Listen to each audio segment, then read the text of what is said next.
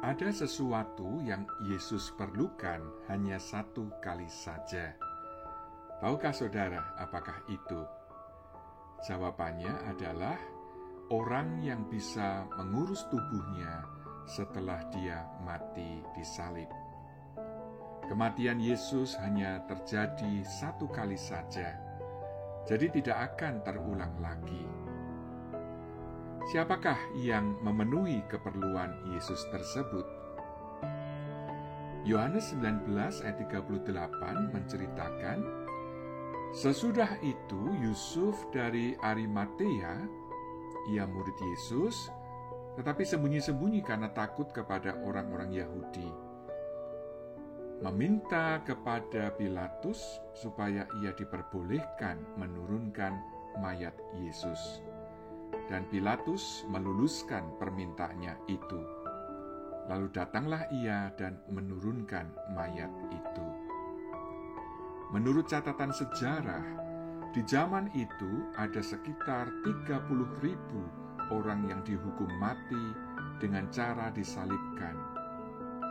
Karena begitu banyak orang yang disalib, seringkali prajurit Romawi membiarkan mayat mereka tetap tergantung di kayu salib, menjadi santapan burung pemakan bangkai, kecuali kalau ada anggota keluarga yang meminta mayat itu diturunkan. Saat Yesus mati, tidak ada murid yang mengurus tubuhnya. Kalaupun ada, mereka tidak berani meminta tubuh Yesus pada Pilatus. Dan kalaupun Pilatus mengizinkan, mereka mungkin tidak punya cukup uang untuk membeli kuburan baru untuk menguburkan Yesus. Di saat seperti itu, Yusuf dari Arimatea memberanikan diri menghadap Pilatus dan meminta mayat Yesus. Setelah diizinkan, dia bersama dengan Nikodemus menurunkan mayat Yesus, mengapaninya dengan kain lenan, dan membubuhinya dengan rempah-rempah menurut adat orang Yahudi bila menguburkan mayat, kemudian menguburkan Yesus. Selama Yesus masih hidup, Yusuf tidak berani menunjukkan diri sebagai murid Yesus, apalagi melayani dia. Bersyukur dia masih memiliki kesempatan untuk melayani Yesus setelah kematiannya. Dia mengurusi mayat Yesus, meskipun ada risiko yang dia tanggung dan harus melakukannya dengan cepat, karena dia hanya punya waktu 3 jam sebelum hari Sabat dimulai. Kita tidak tahu apa yang terjadi dengan mayat Yesus seandainya Yusuf tidak mengurusinya. Apa yang Yusuf perbuat buat Yesus memiliki makna yang penting, sehingga hal itu diceritakan dalam keempat kitab Injil.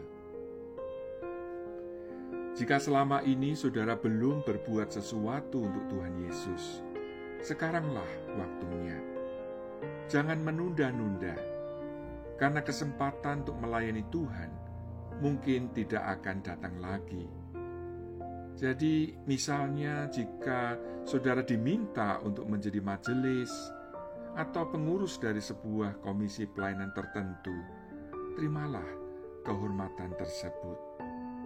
Atau ketika Roh Kudus menggerakkan saudara untuk mengunjungi seseorang yang sedang sakit, lakukanlah itu. Karena mungkin saat saudara mau mengunjunginya, dia sudah dipanggil Tuhan. Atau ketika ada teman yang memerlukan bantuan keuangan, jika saudara bisa menolong, bantulah dia. Karena di kemudian hari saudara ingin membantunya, namun dia sudah tidak memerlukannya lagi. Tuhan Yesus berkata, sesungguhnya segala sesuatu yang kamu lakukan untuk salah seorang dari saudaraku yang paling hina ini, kamu telah melakukannya untuk aku. Matius 25 ayat 40. Tuhan Yesus memberkati.